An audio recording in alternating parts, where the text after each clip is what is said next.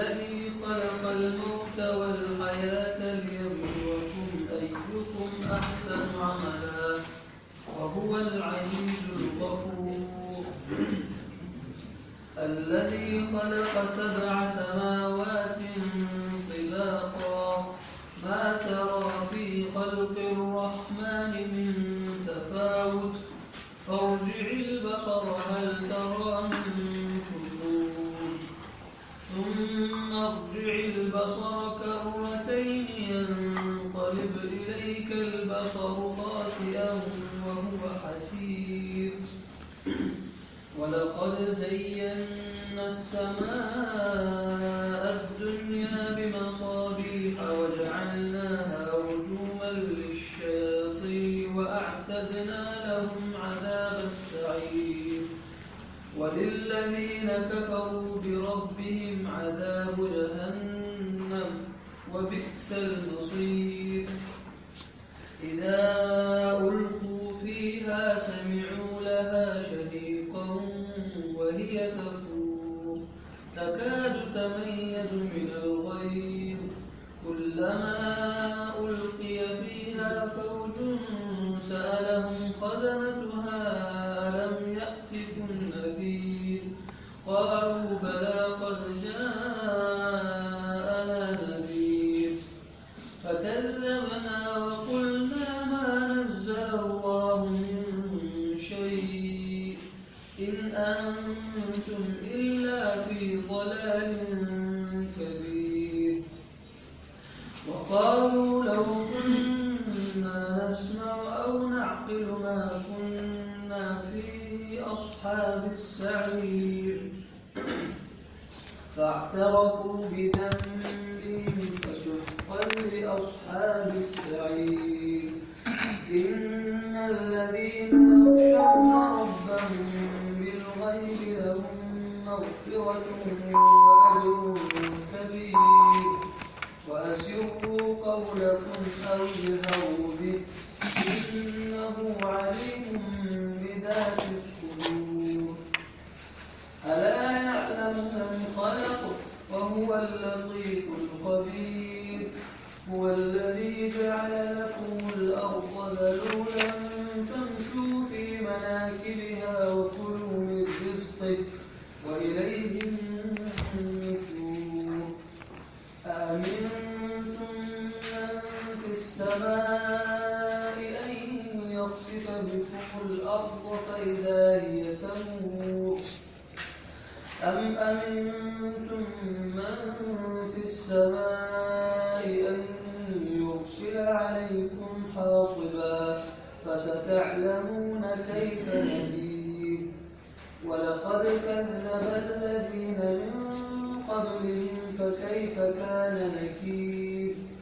أولم يروا إلى الطير فوقهم صافات ويقبضن ما يمسكهن إلا الرحمن إنه بكل شيء بصير.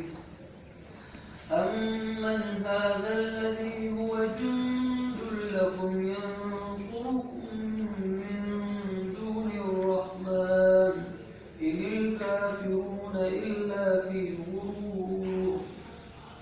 أمن هذا الذي يرزقكم إن أمسك رزقه بل لجوا في عتو ونفور.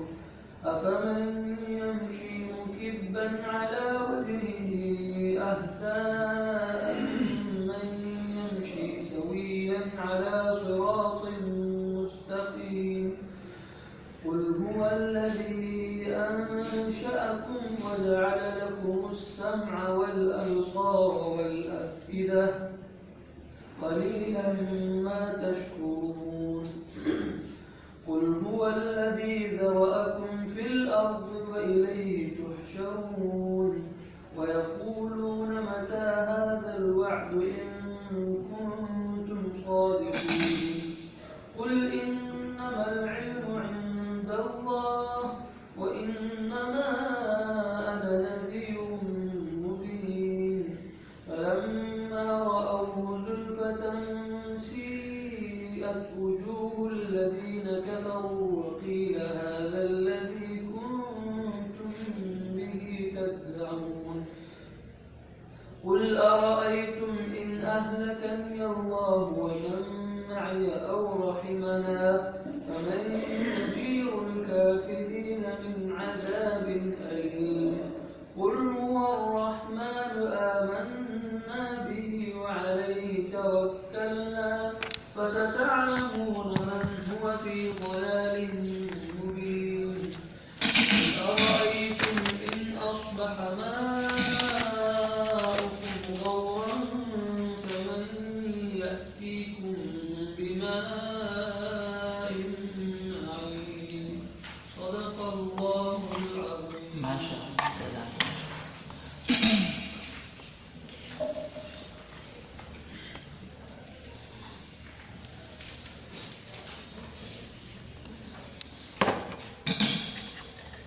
الحمد لله رب العالمين والصلاة والسلام على الرسول الكريم وعلى آله وصحبه أجمعين ومن تبعهم بإحسان إلى يوم الدين أما بعد فأعوذ بالله من الشيطان الرجيم بسم الله الرحمن الرحيم سورة الملک مکیہ یہ سورہ ملک ہے، مکی صورت ہے، مکہ مکرمہ میں نازل ہوئی ہے۔ یہاں سے لے کر آخری قرآن تک جو صورتیں ہیں ان میں اکثر جو ہے مکی صورتیں ہیں، زیادہ تر مکی صورتیں ہیں۔ ان سب صورتوں کا جو مرکزی موضوع ہے وہ اسلام کے بنیادی عقائد، عقیدہ توحید و رسالت اور آخرت ہے۔ ان صورتوں میں نبی کریم صلی اللہ علیہ وسلم کو تبلیغ کے سلسلے میں ہدایات دی گئی ہیں، ہدایات کے ساتھ ساتھ آپ کو جو ہے تسلی دی گئی ہے۔ اس صورت کا نام سورہ ملک ہے اس لیے کہ اس کی جو پہلی آیت ہے، پہلی آیت میں ملک کا ذکر ہے، اس مناسبت سے سورت کا نام سورہ ملک رکھا گیا ہے۔ اور اس سورت کو سورہ واقعہ بھی کہا جاتا ہے، واقعہ کے ساتھ ساتھ سورہ منجیہ بھی کہا جاتا ہے، اس لیے کہ حدیث شریف میں آیا ہے کہ یہ سورت جو ہے عذاب سے بچانے والی ہے، قبر کے عذاب سے بچانے والی ہے، قبر کے عذاب سے نجات دینے والی ہے۔ واقعہ کا مطلب ہوتا ہے بچانے والا، بچانے والی، اور ناجیہ کا مطلب ہوتا ہے نجات دینے والی۔ تو اس صورت کو واقعہ کے ساتھ ساتھ ناجیہ بھی کہا جاتا ہے، اس لیے کہ حدیث شریف میں آتا ہے کہ یہ صورت عذاب قبر سے بچانے والی ہے۔ یہ بات سمجھ لیجیے کہ عذاب قبر جو ہے وہ برحق ہے، قبر کا عذاب ہوتا ہے۔ آپ صلی اللہ علیہ وسلم نے اس سے بچنے کے 2 عمل بتائے ہیں۔ ایک عمل تو پیشاب کی چھینٹوں سے بچنا ہے جس کی وجہ سے عذاب قبر ہوتا ہے، اور دوسرا جو ہے قبر کے عذاب سے بچنے کا جو طریقہ بتایا ہے، جو عمل بنایا ہے، وہ سورہ ملک کی تلاوت ہے۔ اس لیے آپ لوگوں میں سے اکثر کا معمول ہوگا کہ رات کو سوتے وقت آپ لوگ جو ہے یہ سورہ ملک کی تلاوت کرتے ہیں، یا آپ نے بزرگوں سے سنا ہوگا کہ ان کا عمل ہے کہ رات کو سوتے وقت سورہ ملک کی تلاوت کرتے ہیں۔ تو امید ہے کہ جو حضرات تلاوت کرتے ہیں اللہ تعالیٰ ان کو جو ہے یہ سورت ان کو جو ہے عذاب قبر سے بچائے گی۔ حدیث شریف میں آتا ہے کہ اس سورت کی 30 آیتیں ہیں، اور یہ جہنم سے جو ہے جہنم میں پڑے ہوئے شخص کو جو ہے جنت میں لے جائے گی۔ مطلب یہ ہے کہ جو شخص اس کی تلاوت کرنے والا ہوگا تو یہ سورت اس کو جو ہے جہنم سے نکال کر جنت میں لے جائے گی۔ ایک اور حدیث میں ہے نبی کریم صلی اللہ علیہ وسلم نے ارشاد فرمایا کہ میرا دل چاہتا ہے کہ ہر شخص کے دل میں جو ہے یہ سورت جو ہے یہ سورت جو ہے ہر شخص کے دل میں ہے۔ تو اس لیے جو لوگ حافظ نہیں ہیں تو اس کی 30 آیتیں ہیں، تو ان 30 آیتوں کو جو ہے یاد کرنے کی کوشش کریں، اور یاد کرنے کے بعد جو ہے دن میں ایک دفعہ یا رات سوتے ہوئے جب آپ بستر میں جائیں تو اس کی تلاوت فرمائیں۔ أعوذ بالله من الشيطان الرجيم بسم الله الرحمن الرحیم تبارک الذی بیدہ الملک، بابرکت ہے، اعلی شان والی ہے وہ ذات، الذی بیدہ جس کے قبضے، جس کے ہاتھ میں الملک بادشاہت ہے، وہو علی کل شیء قدیر وہ ہر چیز پر قادر ہے۔ یہاں اس آیت میں 4 دعوے کیے گئے ہیں۔ ایک تو یہ ہے کہ اللہ موجود ہے، موجود ہونے کے ساتھ ساتھ وہ اعلی شان کا مالک ہے، اور تیسرا یہ ہے کہ اسی کے ہاتھ میں جو ہے ساری بادشاہت ہے، اور چوتھا یہ دعویٰ کیا گیا ہے کہ وہ ہر چیز پر جو ہے اچھی طرح قادر ہے۔ اب ان 4 دعووں کے آگے جو ہے دلائل ذکر کیے جا رہے ہیں۔ الملک بادشاہت ہے۔ دنیا میں کتنا ہی بڑا بادشاہ کیوں نہ ہو، اس کا اختیار تو اپنے اوپر نہیں چلتا۔ گردہ اس کے کنٹرول میں نہیں ہوتا، پھیپھڑے اس کے کنٹرول میں نہیں ہے، اور جو ہے نظام تنفس اس کے کنٹرول میں نہیں ہے، نظام انہضام اس کے کنٹرول میں نہیں ہے۔ یہ سب جو ہے اللہ تعالیٰ کے کنٹرول میں ہے۔ اللہ تعالیٰ نے کچھ اختیارات دیے ہوئے ہیں، ان اختیارات کی وجہ سے اچھلتا ہے، کودتا ہے اور سمجھتا ہے کہ میں ہی میں ہوں، اور وہاں سے سوئچ بند ہو، روح نکل جائے، روح نکلتے ہی انسان جو ہے زمین میں گر جاتا ہے، اور لوگ جا کر اس کو قبر میں دفنا دیتے ہیں۔ اصل جو بادشاہت ہے وہ اللہ کی بادشاہت ہے۔ دنیا میں کوئی کتنا ہی بڑا بادشاہ کیوں نہ ہو، اس کا اختیار تو اپنے جسم پر نہیں چلتا، اور اس کے اندر جو مشینری چل رہی ہے، اور اس مشینری کے بارے میں مشینری پر اس کا کیا اختیار چلتا، بلکہ تو اس کو تو یہ نہیں پتا ہوتا کہ اس کی مشینری اندر کس طرح چل رہی ہے۔ لیبارٹریوں کے ذریعے اگر کچھ معلوم ہوتا ہے وہ کچھ ہی معلوم ہوتا ہے۔ اللہ کو جو ہے یہ سب معلوم ہے، سب معلوم ہونے کے ساتھ ساتھ جو ہے سب اس کے دائرے اختیار میں ہے۔ اللہ نے بندے کو تھوڑا سا اختیار دیا ہے، اور وہ اسی اختیار کی وجہ سے اکڑتا ہے اور سمجھتا ہے کہ میں ہی ہوں، اور وہاں سے سوئچ بند ہوتا ہے، روح نکلتی ہے تو زمین پر جو ہے لاش بن کر گر جاتا ہے، اور پھر اس کے بعد اس کو قبر میں دفنا دیا جاتا ہے۔ تو اصل جو بادشاہت ہے وہ اللہ کی بادشاہت ہے۔ وَهُوَ عَلَى كُلِّ شَيْءٍ قَدِيرٌ اور وہ ہر چیز پر اچھی طرح قادر ہے۔ الَّذِي خَلَقَ الْمَوْتَ وَالْحَيَاةَ جس نے موت کو بنایا، زندگی کو بنایا، لِيَبْلُوَكُمْ تاکہ وہ تمہیں آزمائے، أَيُّكُمْ أَحْسَنُ عَمَلًا تم میں سے کون اچھا عمل کرنے والا ہے۔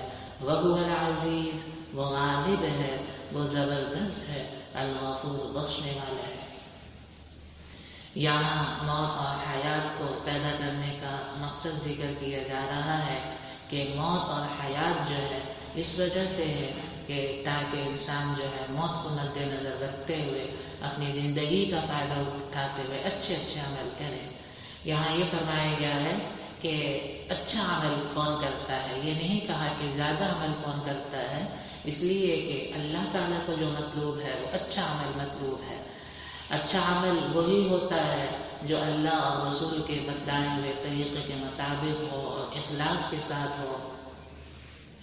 اور اچھا عمل کرنے کا طریقہ کیا ہے؟ اس کا طریقہ حدیث جبرائیل میں جو ہے نبی کریم صلی اللہ علیہ وسلم نے فرمایا ہے کہ عبادت اس طرح کی جائے، ان تعبد اللہ کأنک تراہ فإن لم تکن تراہ فإنہ یراک، کہ ہر کام اس طرح کیا جائے کہ آپ جو ہے دل میں یہ تصور بٹھا دیں آپ اللہ کو دیکھ رہے ہیں، اگر آپ اللہ کو نہیں دیکھ رہے تو وہ آپ کو دیکھ رہا ہے۔ الم یعلم بأن اللہ یری، تو یہاں فرمایا گیا ہے کہ اس نے موت اور حیات کو بنایا ہے، موت کو بنایا ہے تاکہ آپ موت کو مد نظر رکھتے ہوئے اچھے عمل کریں۔ زندگی کو بنایا تاکہ آپ اس زندگی سے فائدہ اٹھاتے ہوئے جو ہے اچھے عمل کریں۔ وَهُوَ الْعَزِيزُ الْغَفُورُ وہ غالب ہے، کوئی چیز اس کے جو ہے قبضہ قدرت سے باہر نہیں ہے، وہ ہر چیز پر غالب ہے۔ غفور بہت زیادہ بخشنے والا بھی ہے۔ اللہ نے انسان کو اشرف مخلوقات بنا کر سب سے زیادہ اس کو طاقت دی، اور انسان جو ہے کیا ہے، اپنے بارے میں مغلوب ہے۔ انسان کو جو ہے اپنے اوپر کنٹرول نہیں ہے، اپنے جسم کے اوپر کنٹرول نہیں ہے، اور وہ ذات ایسی ہے کہ کوئی چیز اس کے قبضہ قدرت سے باہر نہیں ہے، اور ساتھ میں وہ کیا ہے، بخشنے والا بھی ہے۔ الذي خلق 7 سماوات طباقا الذي خلق الموت. قرآن کریم میں آتا ہے کہ اس کائنات کو اللہ تعالیٰ نے انسان کے لیے پیدا کیا ہے، اور انسان کو پیدا کیا ہے عبادت کے لیے، اچھے اچھے کام کرنے کے لیے. تو یہاں پہ بھی ارشاد فرمایا گیا ہے کہ موت اور زندگی کو بنایا ہے تاکہ تمہیں جانچے کہ کون اچھا عمل کرنے والا ہے. الذی خلق 7 سماوات طباقا، جس نے 7 آسمانوں کو پیدا کیا تہ بتہ، جس نے 7 آسمانوں کو پیدا کیا اوپر تلے. ما تری فی خلق الرحمن من تفاوت، آپ نہیں دیکھیں گے رحمان کی تخلیق میں کوئی فرق. فرجع البصر، آپ نظر دوڑائیے، آپ نگاہ دوڑائیے. هل تری من فطور، کیا آپ کوئی دراز دیکھتے ہیں؟ ثم ارجع البصر کرتين، اور پھر بار بار نظر لوٹائیے. ينقلب الیک البصر، نظر آپ کی لوٹے گی خاسئا نامراد ہو کر، وهو حسیر، جبکہ وہ تھکی ہوئی ہوگی. بتایا یہ جا رہا ہے کہ اللہ تعالیٰ نے جو ہے 7 آسمان پیدا کیے ہیں، اور یہ 7 آسمان جو ہیں تہ بتہ ہیں، اوپر تلے ہیں. اور بعض حضرات نے جو ہے آج کل کے جدید دور میں بعض حضرات نے اس کا مطلب یہ بیان کرنے کی کوشش کی ہے کہ یہاں 7 آسمان سے مراد فضائی 7 تہیں ہیں، فضا کے اندر 7 تہیں ہیں، اور 7 آسمانوں سے مراد وہ 7 تہیں ہیں. اور بعض حضرات نے کہا وہ 9 ہیں، بعض حضرات نے کہا 11 ہیں. تو اس میں کوئی شک نہیں ہے یہ تہیں ہو سکتی ہیں، لیکن جو آسمان ہے وہ الگ چیز ہے. اللہ نے آسمان بنائے ہیں، 7 آسمان بنائے ہیں، اور ان 7 آسمانوں کے درمیان فاصلہ رکھا ہے. ان میں فرشتے ہیں، فرشتوں کے ساتھ ساتھ انبیاء بھی ہیں. اب یہ کتنا فاصلہ ہے تو اس کا جواب یہ ہے کہ ابھی تک ہمارا جانا نہیں ہوا. جب ہمارا جانا ہوگا تو اس وقت ہمیں پتہ لگ جائے گا کہ ان آسمانوں کے درمیان کتنا فاصلہ ہے. البتہ اتنا ایمان رکھنا ضروری ہے کہ یہ 7 آسمان ہیں، اور 7 آسمان جو ہیں یہ اوپر تلے ہیں، اور ان کے درمیان جو ہے فاصلہ بھی ہے. اور فاصلہ ہونے کے ساتھ ساتھ ان میں فرشتے بھی ہیں، فرشتوں کے ساتھ ساتھ انبیاء بھی یہاں موجود ہیں. اور ان 7 آسمانوں سے مراد 7 تہیں نہیں ہیں جیسے کہ آج کل کے بعض لوگ کہتے ہیں، بلکہ یہ 7 آسمان جو ہے کیا ہے؟ حقیقت ہے. ما تری فی خلق الرحمن من تفاوت، آپ رحمان کی تخلیق میں کوئی فرق نہیں دیکھیں گے. اللہ نے ہر چیز کو ایک توازن سے پیدا کیا ہے. آپ جتنا بھی دیکھتے رہیں، غور و فکر کرتے رہیں، آپ آسمان کی طرف دیکھیں. مدتیں گزر گئی ہیں، مدتیں گزرنے کے باوجود اللہ نے اس کو اتنا ٹھوس رکھا ہے، اتنا سخت رکھا ہے کہ مدتیں گزرنے کے بعد بھی آپ جو ہے اس میں کوئی فرق نہیں دیکھیں گے. فرجع البصر، آپ نظریں لوٹائیے، نگاہیں دوڑائیے. هل تری من فطور، کیا آپ اس میں کوئی رخنہ دیکھتے ہیں؟ کیا آپ کوئی اس میں سوراخ دیکھتے ہیں؟ کیا آپ کوئی اس میں دراڑ دیکھتے ہیں؟ کہ اتنا عرصہ گزر گیا، عرصہ گزرنے کے باوجود اللہ نے اس کو اتنا سخت بنایا ہے. بعض چیزوں کو اللہ نے سخت بنایا ہے، بعض چیزوں کو نرم بنایا ہے، بعض چیزوں کو کمزور بنایا ہے. اور آسمان کو اتنا سخت بنایا ہے کہ زمانہ گزرنے کے باوجود اب تک اس میں ذرا بھی رخنہ نہیں آیا، ذرا بھی جو ہے اس میں فرق نہیں آیا. آپ نظریں دوڑائیے، بار بار دوڑائیے. تو جتنی مرتبہ آپ آسمان کو دیکھتے رہیں، ایک دفعہ نہیں بار بار دیکھیں. تو اگر آپ کو اس میں عیب دیکھنا چاہتے ہیں تو عیب میں جاؤ گے، آپ ناکام ہوں گے، تھک جائیں گے، لیکن تھکنے کے باوجود بھی آپ کو کوئی عیب نظر نہیں آئے. بعض حضرات نے جو ہے یہ کہا ہے کہ طرح سے مراد جو ہے آنکھوں سے دیکھنا ہے. تو اس سے یہ معلوم ہوگا کہ آسمان کو کھلی آنکھوں سے دیکھا جا سکتا ہے. اگر ثابت ہو جائے کہ آسمان کو کھلی آنکھوں سے نہیں دیکھا جا سکتا، دلائل سے ثابت ہو جائے، تو اس صورت میں طرح کا مطلب ہوگا رؤیت قلبی، یعنی غور و فکر کیجیے، غور و فکر کیجیے، بار بار کرتے رہیے. جتنا بھی غور و فکر کرتے رہیں گے اس میں آپ کوئی خرابی دیکھ لیں، تھک جائیں گے، لیکن آپ جو ہے نامراد ہوں گے، ناکام ہوں گے، آپ کو کوئی اس میں کوئی خرابی نظر نہیں آئے گی. وَلَقَدْ زَيَّنَّا السَّمَاءَ الدُّنْيَا، ہم نے قریبی آسمان کو مزین کیا، بِمَصَابِيحَ، روشن چراغ سے، وَجَعَلْنَاهَا رُجُومًا لِلشَّيَاطِينِ، اور ہم نے ان کو مارنے کا ذریعہ بنایا شیاطین کو، وَأَعْتَدْنَا لَهُمْ عَذَابَ السَّعِيرِ، اور ہم نے ان کے لیے دہکتی ہوئی آگ تیار کی ہے۔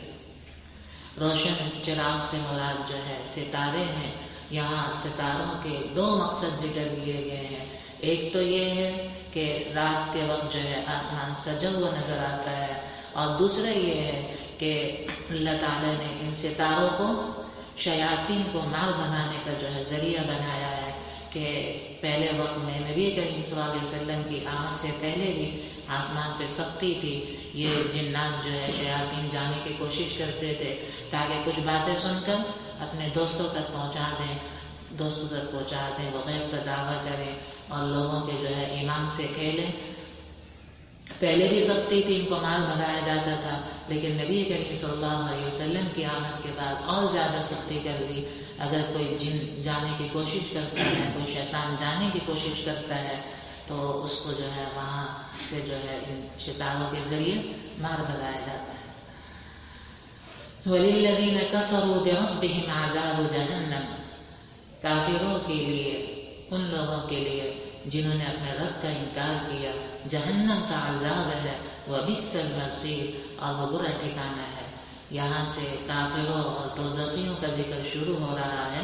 اللہ تعالیٰ فرما رہے ہیں کہ جنہوں نے اپنے پروردگار کا انکار کیا ہے ان کے لیے جہنم کا عذاب ہے، وَبِئْسَ الْمَصِيرُ، اور وہ برا ٹھکانہ ہے۔ اِذَا أُلْقُوا فِيهَا سَمِعُوا لَهَا شَهِيقًا، جب ان کو اس میں ڈالا جائے گا، سَمِعُوا لَهَا شَهِيقًا، تو اس کی دھاڑ سنیں گے، وَهِيَ تَفُورُ، وہ ابل رہی ہوگی، تَكَادُ تَمَيَّزُ مِنَ الْغَيْظِ، قریب ہے کہ وہ غصے سے پھٹ جائے، ایسا لگے گا کہ وہ غصے سے پھٹ جائے گی۔ كُلَّمَا أُلْقِيَ فِيهَا فَوْجٌ، جب بھی ان کو اس میں گروہ کی صورت میں ڈالا جائے گا، سَأَلَهُمْ خَزَنَتُهَا، اس کے داروغے ان سے پوچھیں گے، اس کے رکھوالے ان سے پوچھیں گے، أَلَمْ يَأْتِكُمْ نَذِيرٌ، کیا تمہارے پاس کوئی ڈرانے والا نہیں آیا؟ یہاں اللہ تعالیٰ ارشاد فرما رہے ہیں کہ شہیق کہتے ہیں خوفناک آواز کو، ایسی آواز کو کہ جس کو سن کر انسان ڈر جائے۔ تو یہاں بتایا جا رہا ہے کہ جہنم جو ہے آوازیں نکال رہی ہوگی، انتہائی خوفناک آواز ہوگی، دور دور تک جو ہے سنائی دی جائے گی۔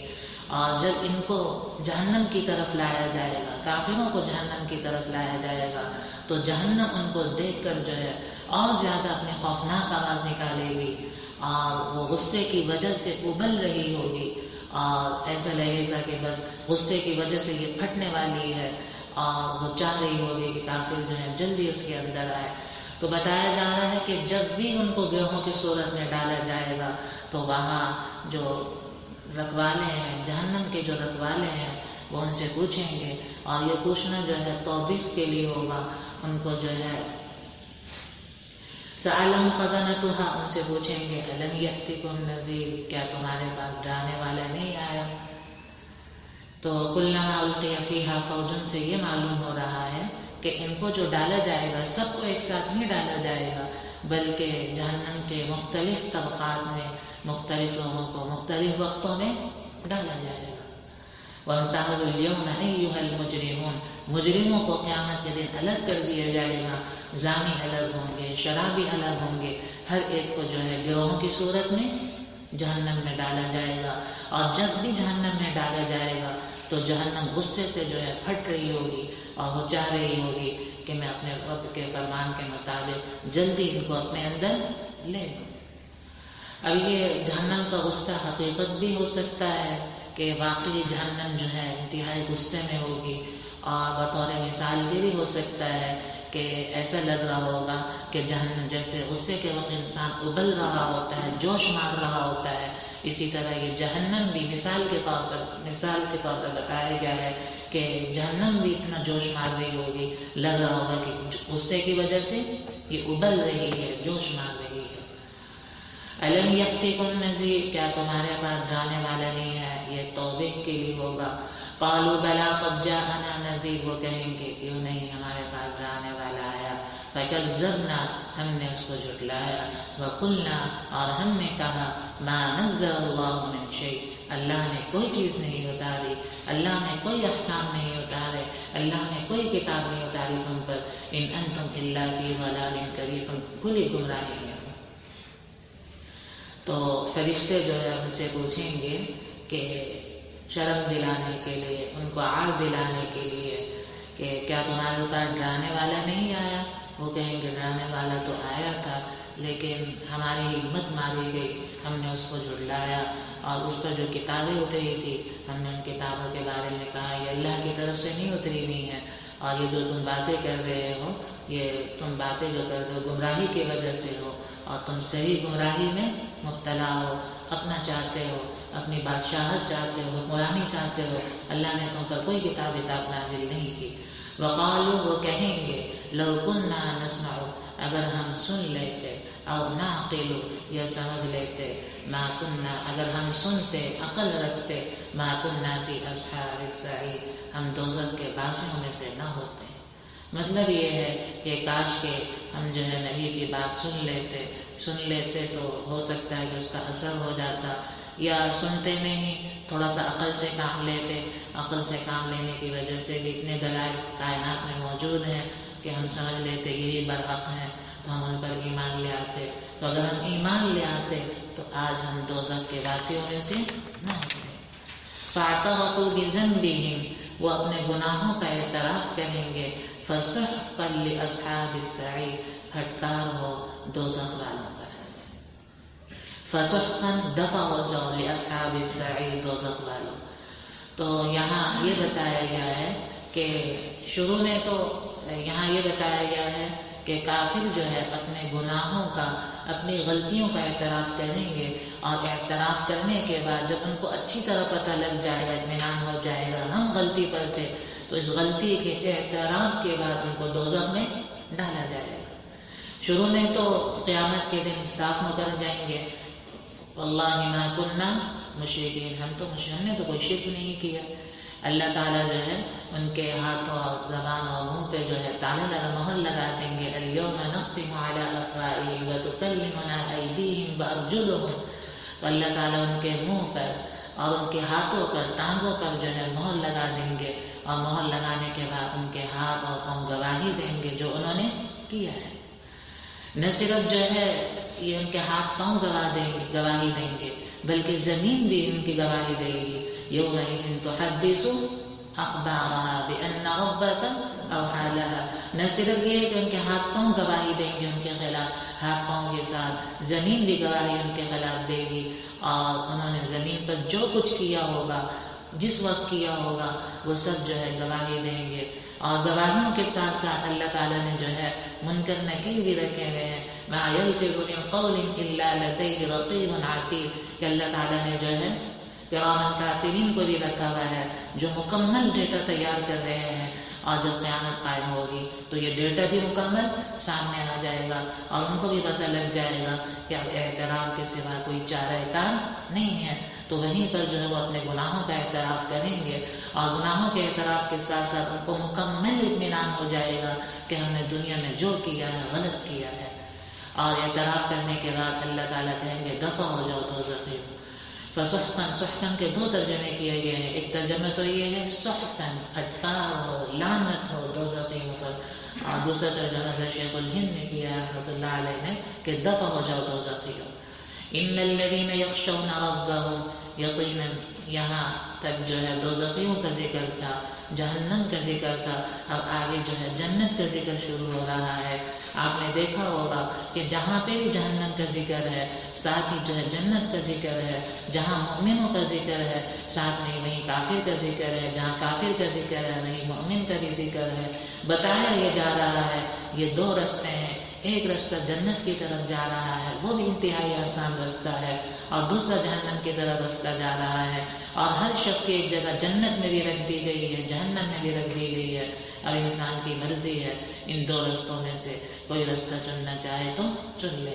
جنت کا رستہ چنے گا تو سیدھا جنت میں چلا جائے گا، اور جہنم کا رستہ چنے گا تو سیدھا جہنم کی طرف اللہ تعالیٰ ہم سب کو اس سے محفوظ رکھے. ان الذین یخشون ربهم، یقینا جو اپنے پروردگار سے ڈرتے ہیں، بالغیب، بن دیکھے، لہم مغفرۃ واجر کبیر، ان کے لیے بخشش ہے اور بڑا اجر ہے.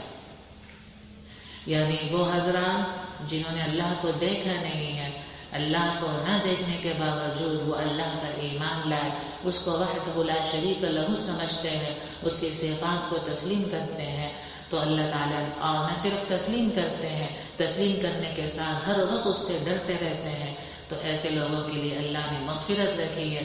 مطلب یہ ہے کہ ایسے لوگوں سے بھی گناہ ہو جاتا ہے لیکن اللہ تعالیٰ ان کے گناہوں کو معاف کر دے گا. کافر بھی گناہ کرتا ہے اور بھی گناہ کرتے ہیں، اللہ سے ڈرنے والے بھی گناہ کرتے ہیں. فرق یہ ہے کہ اللہ سے ڈرنے والے جو ہے نادم ہوتے ہیں، ندامت کی وجہ سے ان کو توبہ کی توفیق ہو جاتی ہے، اور توبہ کرنے والا ایسا ہے کہ گویا کہ اس نے گناہ ہی نہیں کیا. اور کافر جو ہے وہ ڈٹائی کے ساتھ جو ہے اللہ کے ڈٹائی کے ساتھ جو ہے گناہ کرتا ہے، تو اس گناہ کی وجہ سے اللہ تعالیٰ اس کے ساتھ جو معاملہ کریں گے وہ کریں گے. وَأَسِرُّوا قَوْلَكُمْ أَوِ اجْهَرُوا بِهِ إِنَّهُ عَلِيمٌ بِذَاتِ الصُّدُورِ، تم اس سے جو ہے وَأَسِرُّوا قَوْلَكُمْ، تم اپنی گفتگو آہستہ کرو، أَوِ اجْهَرُوا بِهِ، یا بلند آواز سے کرو، إِنَّهُ عَلِيمٌ بِذَاتِ الصُّدُورِ، وہ سینوں کی باتوں کو بھی اچھی طرح جاننے والا ہے. یہاں خشیت کا طریقہ، خشیت پیدا کرنے کا طریقہ بتایا جا رہا ہے. اوپر کہا گیا تھا کہ جو اپنے پروردگار سے ڈرتے ہیں ان کے لیے مغفرت ہے اور بڑا اجر ہے. اب یہ خشیت پیدا کرنے کا طریقہ بتایا جا رہا ہے. وہ طریقہ یہ ہے کہ انسان کو ہر وقت یہ مستحضر رکھنا چاہیے، ہر وقت ذہن میں یہ بات رکھنی چاہیے کہ وہ آہستہ آواز سے بھی بات کرے گا یا بلند آواز سے بھی بات کرے گا، یا ابھی اس نے زبان میں بات کو لایا نہیں ہے، وہ اللہ تعالیٰ ان سب باتوں کو اچھی طرح جاننے والا ہے. جب دل میں یہ بات بیٹھ جائے گی تو انسان جو ہے گناہوں سے جو ہے گناہوں سے جو ہے بچنا شروع ہو جائے گا، اور یہاں تک کہ جو ہے گناہوں سے جو ہے بچتا رہے گا. اگر گناہ ہو جائیں تو اللہ کے حضور فوراً توبہ استغفار کر لے گا. جیسا کہ انسان جو ہے باپ کے سامنے گناہ کرنے سے شرماتا ہے اور استاد کے سامنے گناہ کرنے سے شرماتا ہے، اگر دل میں یہ خیال بیٹھ گیا کہ میرا اللہ دیکھ رہا ہے تو یہ خیال ایسا ہے جو انسان کو گناہوں سے دور لے جائے گا. اوپر فرمایا تھا کہ جو اپنے پروردگار سے ڈرتے ہیں، اب ڈر پیدا کرنے کا طریقہ ذکر کیا جا رہا ہے. وہ طریقہ یہ ہے انسان کو جو ہے یہ بات ہر وقت ذہن میں رکھنی چاہیے کہ وہ چھپ کر بات کر رہا ہو، آہستہ آواز سے بات کر رہا ہو، بلند آواز سے بات کر رہا ہو، یا اس کے دل میں کوئی بات ہو ابھی تک زبان میں نہیں، اللہ جو ہے اس کو اچھی طرح جاننے والا ہے، دیکھ رہا ہے. اور اگر دل میں یہ خیال پیدا ہو جائے تو انسان گناہوں سے، اگر دل میں یہ خیال پیدا ہو جائے خشیت پیدا ہوگی، اور خشیت پیدا ہونے سے اس کے لیے آخرت میں جو ہے اجر ہی اجر ہوگا. الا یعلم من خلق، کیا وہ نہیں جانتا جس نے پیدا کیا؟ بھلا وہ نہ جانے جس نے پیدا کیا ہے. وہو اللطیف الخبیر، وہ باریک بین ہے، اچھی طرح باخبر ہے. مطلب یہ ہے کہ اللہ نے تمہیں پیدا کیا ہے، تو جس نے تمہیں پیدا کیا ہے تمہارے افعال کا خالق ہے، تمہاری ہر چیزوں کا خالق ہے، تو کیا اس کو پتہ نہیں لگے گا کہ تم کیا کر رہے ہو؟ بلکہ اللہ تعالیٰ تو جتنا انسان اپنے آپ کو نہیں جانتا، بلکہ اللہ تعالیٰ اس کو جو ہے اس سے زیادہ جانتے ہیں. هو الذي جعل لكم الارض ذلولا، یہاں سے اللہ تعالیٰ جو ہے زمین میں پھیلی ہوئی اپنی نعمت کا ذکر کر رہے ہیں. نعمت کے ساتھ ساتھ جو ہے اللہ تعالیٰ کی قدرت کا بھی اظہار ہو رہا ہے. هو الذي، وہی تو ہے، جعل لكم الارض ذلولا، جس نے تمہارے لیے زمین کو مسخر کیا. فامشوا في مناكبها، تم چلو اس کے ہونڈوں میں، تم چلو اس کے رستوں میں. وكلوا من رزقه، اور کھاؤ اس کے رزق میں سے، اس کے روزی میں سے. وإليه النشور، اسی کی طرف تمہیں لوٹ کر آنا ہے. اللہ تعالیٰ نے زمین کو جو ہے انسان کے لیے مسخر کر دیا. زمین کو انسان کے ہاتھ میں دے دیا، اور ہاتھ میں دینے کے ساتھ ساتھ یہ بھی کہہ دیا ہے کہ اس کو استعمال کرو. استعمال کرنے کے ساتھ ساتھ یہ بات بھی مد نظر رکھو کہ تمہیں اس کی طرف جانا ہے. جب تمہیں اس کی طرف جانا ہے تو زمین کو اسی کے احکام کے مطابق استعمال کرو. اب یہاں فرمایا ہے کہ اس کے مونڈوں مناکب کہتے ہیں مونڈوں کو، کندھوں کو، تو یہاں فرمایا گیا ہے کہ اللہ نے زمین کو مسخر کر دیا ہے، اب تم اس کے مونڈوں میں چلو۔ یہ زمین جو ہے انسان کی ماں کی طرح ہے، اس لیے کہ انسان جو ہے زمین سے پیدا ہوتا ہے، مٹی سے پیدا ہوا ہے اور زمین میں ہی اس کو جانا ہے۔ تو یہ زمین جو ہے انسان کی ماں کی طرح ہے اور یہ دور دراز تک جو ہے بچھی ہوئی ہے، اور اس نے اپنے کندھے جو ہے بچھا کے رکھے ہوئے ہیں تاکہ تم ان کے کندھوں پر سوار ہو، اور سوار ہو کر جہاں سفر کرنا ہے سفر کرتے رہو، اور اس کے کندھوں میں سے جو کھانا ہے کھاتے بھی رہو۔ وَإِلَيْهِ النُّشُورُ، اور اسی کی طرف تمہیں لوٹ کر جانا ہے۔ مناکب کہتے ہیں مونڈے کو، تو مونڈے کا بھی آپ ترجمہ کر سکتے ہیں، آپ اس کے مونڈوں میں چلو۔ یہ زمین جو ہے انسان کی ماں ہے، اور زمین انسان کے لیے بچھ گئی ہے، اور کہا ہے کہ میرے کندھوں پر جس طرح ماں بچے کو، چھوٹے بچے کو اپنے کندھے پر سوار کرتی ہے، اسی طرح زمین نے بھی انسانوں کو اپنے اوپر سوار کیا ہوا ہے، اور سوار کرنے کے ساتھ ساتھ کہا ہے کہ جہاں جانا ہے جاتے رہو۔ اور اگر آپ اس کا ترجمہ رستوں کا بھی کرنا چاہتے ہیں تو وہ بھی کر سکتے ہیں۔ فَامْشُوا، آپ چلو، فِي مَنَاكِبِهَا، اس کے رستوں میں، اور اسی کے جو ہے رزق میں سے کھاؤ۔ یہاں من تبعیضیہ ہے، مطلب یہ ہے کہ یہ نہیں ہے کہ جو رزق ہے سبھی کھا لو، بلکہ اس میں سے کچھ کھاؤ، اتنا کھاؤ جتنا پیٹ آپ کو اجازت دیتا ہے۔ زمین کی نعمتیں استعمال کرتے ہوئے اس بات کا بھی خیال کرنا کہ تمہیں اسی کی طرف جانا ہے۔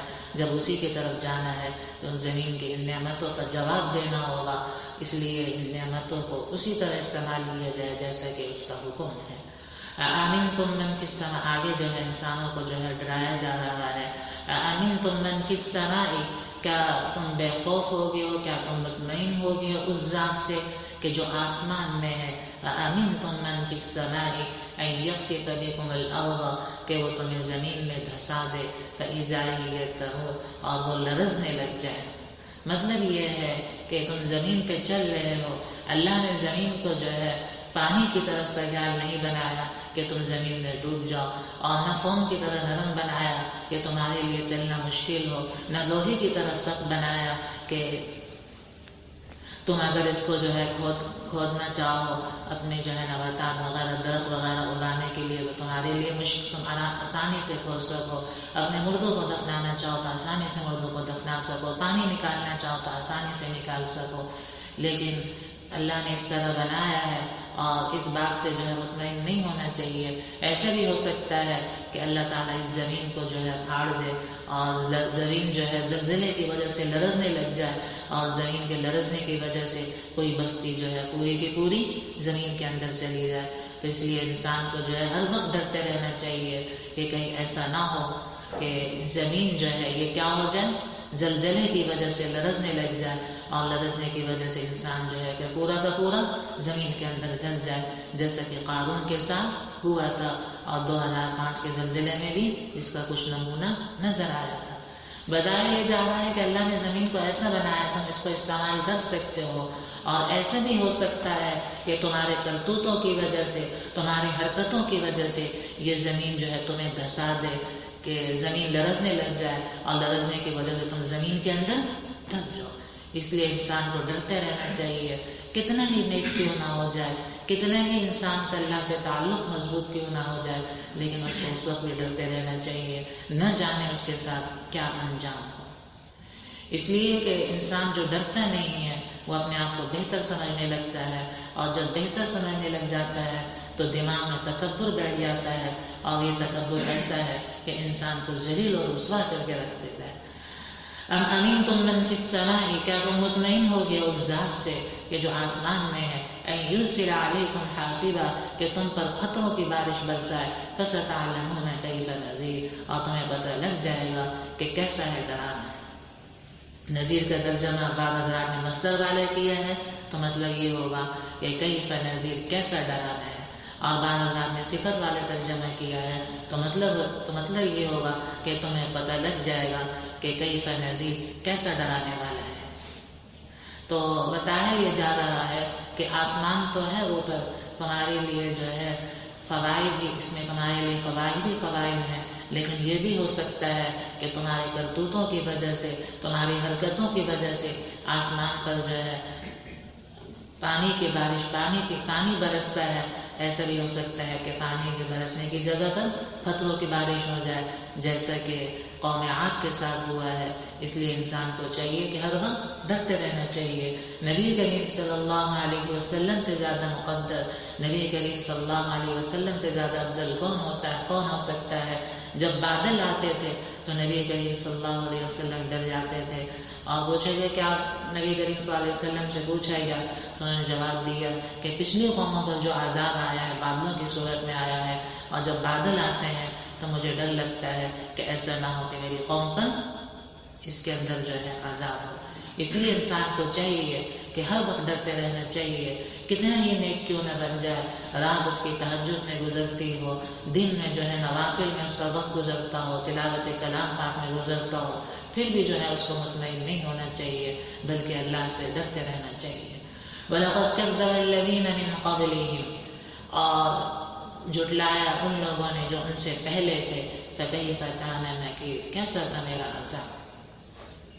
تو یہاں کافروں کو، نافرمانوں کو مخاطب کر کے کہا جا رہا ہے کہ اگر ان پر عذاب نازل نہیں ہو رہا تو اس بات کی علامت نہیں ہے کہ ان کا کام اللہ کو محبوب ہے، ان کا کام اللہ کو مبغوض نہیں ہے، بلکہ جو ہے ان کو دیکھنا چاہیے۔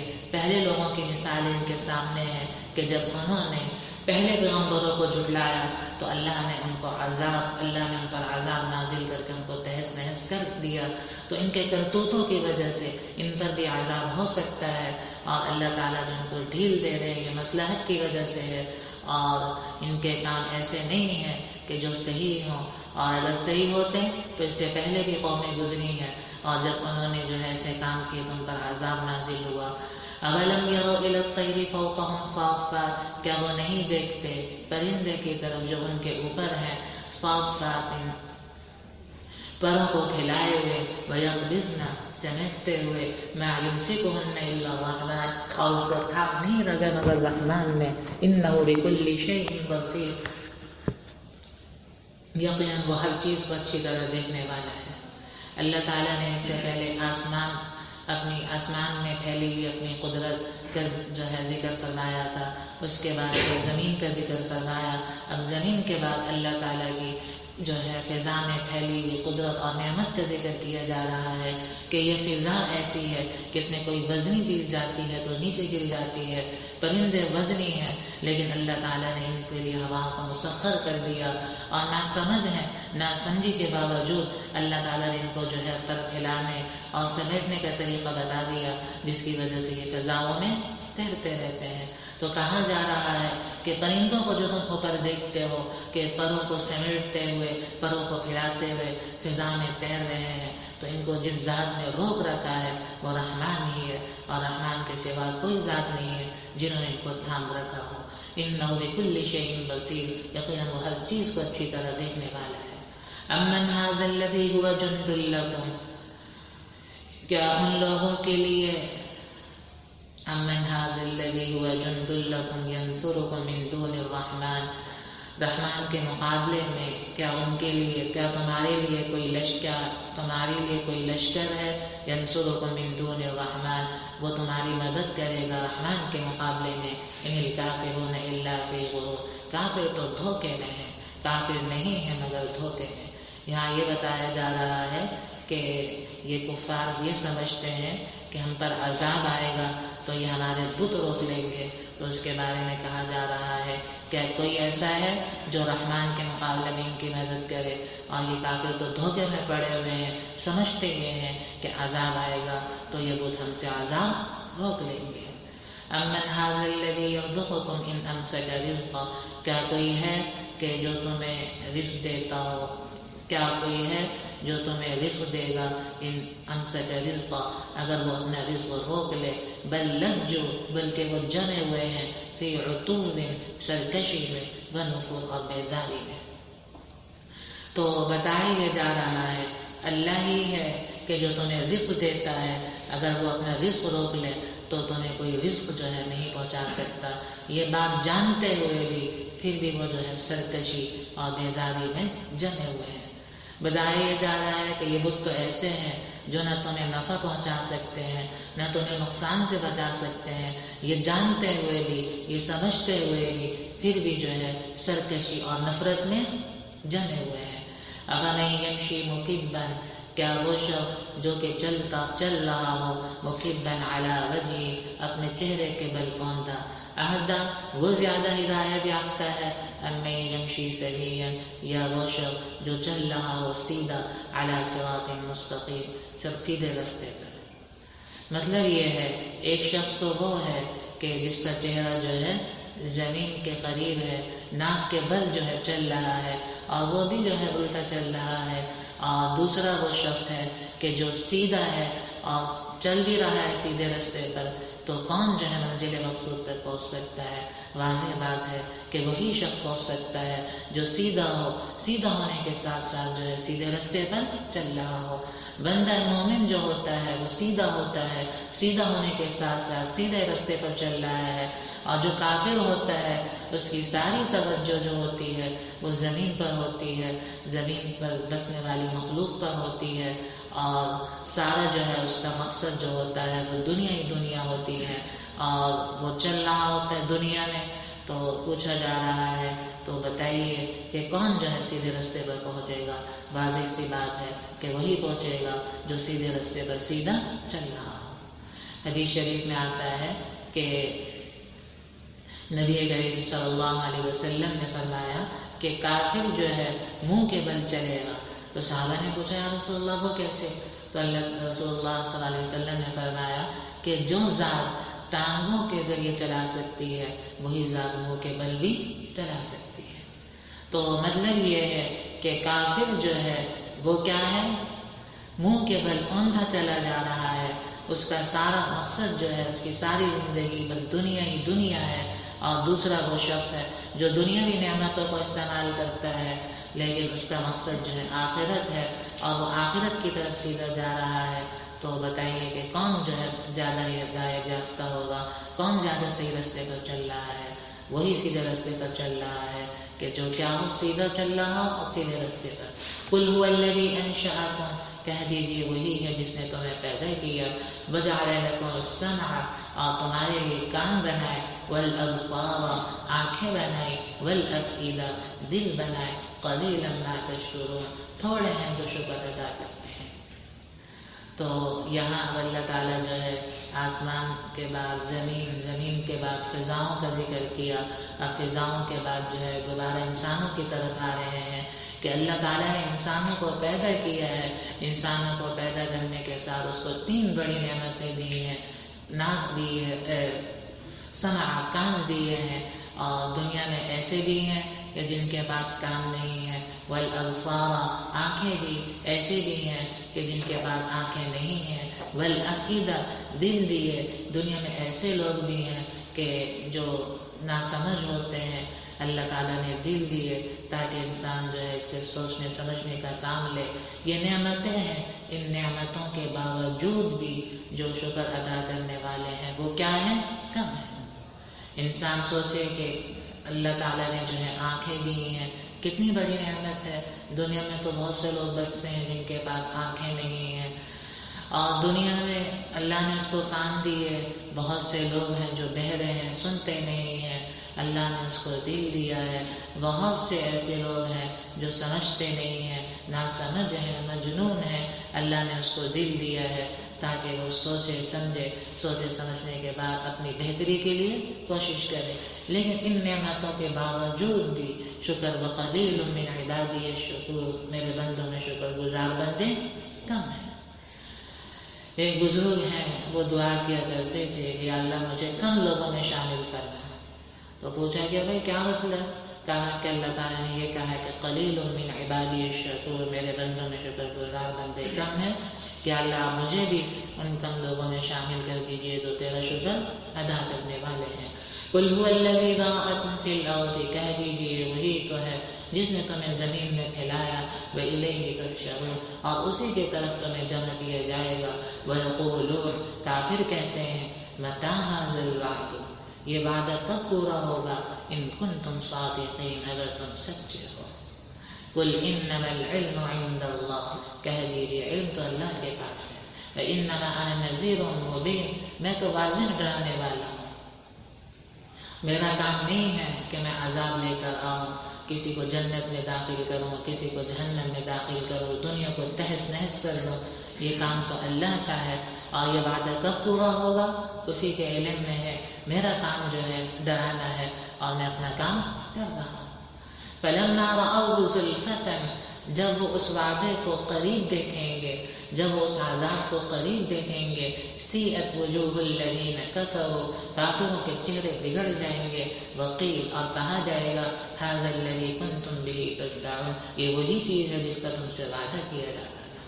قُلْ أَرَأَيْتُمْ، آپ کہیے، أَرَأَيْتُمْ، تم مجھے بتلاؤ، ان اہلکنی اللہ، اگر اللہ مجھے ہلاک کر دے، ومن معی، اور ان کو جو میرے ساتھ ہیں، او رحمنا، یا ہم پر رحم کرے، فمن یجیر الکافرین من عذاب علیم، کافروں کو دردناک عذاب سے کون بچائے گا. اس کا پس منظر یہ ہے جو سورہ طور میں بھی گزرا ہے کہ کافر لوگ کہا کرتے تھے کہ نبی کریم صلی اللہ علیہ وسلم کی باتوں کا چرچا ہے، شہرت ہے، دھوم ہے، نبی کے مرتے یہ سب کچھ ختم ہو جائے گا.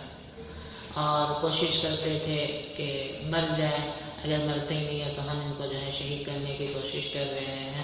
تو ان کو کہا جا رہا ہے کہ اگر اللہ جو ہے ان کے گمان کے مطابق، ان کی تمناؤں کے مطابق، اگر اللہ تعالیٰ جو ہے نبی اور ان کے ساتھیوں کو ختم کر دے، یا ان پر رحم کرے، رحم کرتے ہوئے جو ہے ان کو فتوحات جو ہے دلائے جیسے کہ اس کا جو ہے وعدہ ہے، تو ان کے ساتھ ہو جائے، کچھ بھی ہو جائے، تو بتائیے تمہارا کیا فائدہ ہوگا؟ تمہیں تو دردناک عذاب ہوگا، تو ان سب ہونے کی وجہ سے تم جو ہے دردناک عذاب سے بچ نہیں سکو گے. اس لیے چاہیے کہ تم اپنی فکر کرو. قل هو الرحمن آمنا به، اور دردناک عذاب سے بچنے کا جو طریقہ ہے وہ بتلایا جا رہا ہے. آپ نے دیکھا کہ جہاں قرآن کریم کی کوئی سخت آیت آتی ہے تو اس سے بچنے کا فوراً طریقہ بھی بتلا دیا جاتا ہے. قل، کہہ دیجیے، هو الرحمن، وہ رحم کرنے والا ہے، آمنا بھی، ہم اس پر ایمان لے آئے، وعلیہ توکلنا، ہم نے ان پر بھروسہ کیا. تو بتایا گیا ہے کہ دردناک عذاب سے بچنے کا جو طریقہ ہے وہ یہی ہے کہ اس پر جو ہے ایمان لایا جائے، تو آخرت میں جو ہے دردناک عذاب سے بچ جاؤ گے. وعلیہ توکلنا، اسی پر بھروسہ کرو تو دنیاوی مسائل میں جو ہے تمہیں زیادہ تکلیف نہیں ہوگی. فستعلمون من هو فی ضلال مبین، ہم قریب تمہیں پتہ لگ جائے گا کون کھلی گمراہی ہے.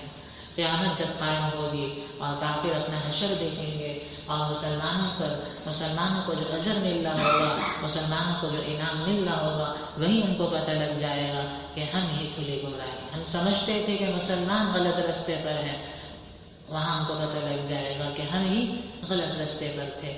قل ارأیتم، آپ کہہ دیجئے، بلا مجھے بتلاؤ، ان اصبح ماؤکم غورا، اگر کسی صبح کے وقت تمہارا پانی نیچے کو چلا جائے، فمن یأتیکم بماء معین، اور تمہارا بہتا ہوا پانی کون لے کر آئے گا. مطلب یہ ہے کہ اللہ نے جو ہے کنویں میں پانی جمع کر دیا ہے، تم کنویں سے پانی نکالتے رہتے ہو، تو ایسا بھی تو ہو سکتا ہے کہ اللہ اس پانی کو نیچے لے جائے، اور جب اس نیچے کو لے جائے گا تم اگر یہ سمجھ کر ہم مزید کھود لیں گے تو تم جتنا کھودتے رہو اور نیچے اگر وہ لے جائے تو بتائیے کہ اس پانی، اس جو ہے بہنے والے پانی کو کون نکالے گا. یہ اللہ ہی تو ہے کہ جو آسمانوں پر، جو پہاڑوں پر جو ہے آسمانوں کے ذریعے بارش برساتا ہے، اور پھر اس کو جو ہے برف کی صورت میں جما دیتا ہے، اور پھر پہاڑوں میں رگوں کے ذریعے زمین کی جو ہے رگوں میں جاتا ہے اور پوری دنیا میں پھیل جاتا ہے. کہیں سے بھی اگر کوئی پانی نکالنا چاہے تو کچھ فٹ جو ہے زمین کھود کر آسانی سے پانی نکال سکتا ہے. پانی گرتا ہے، گرنے کے بعد کیچڑ میں تبدیل ہو جاتا ہے، کوئی شخص اس میں جانا گوارا نہیں کرتا. وہی پانی اللہ تعالیٰ جو ہے زمین کی رگوں کے ذریعے نیچے لے جاتا ہے، وہاں جا کر فلٹر ہوتا ہے، اور پھر دوبارہ جو ہے تم اس کو نکالتے ہو. نکالنے کے بعد جو ہے وہ تمہیں جو ہے میٹھا ہوتا ہے، میٹھا ہونے کے ساتھ ساتھ جو ہے ٹھنڈا ہوتا ہے، اور تم اس کو کیا کرتے ہو، پیتے ہو. تو یہاں یہی بتایا جا رہا ہے کہ پانی تم ابھی آسانی سے نکال لیتے ہو، اور اگر اللہ تعالیٰ اس پانی کو نیچے لے جائے تو بتائیے کہ اس پانی کو کون نکالے گا. سبحان ربك رب العزة عما يصفون وسلام على المرسلين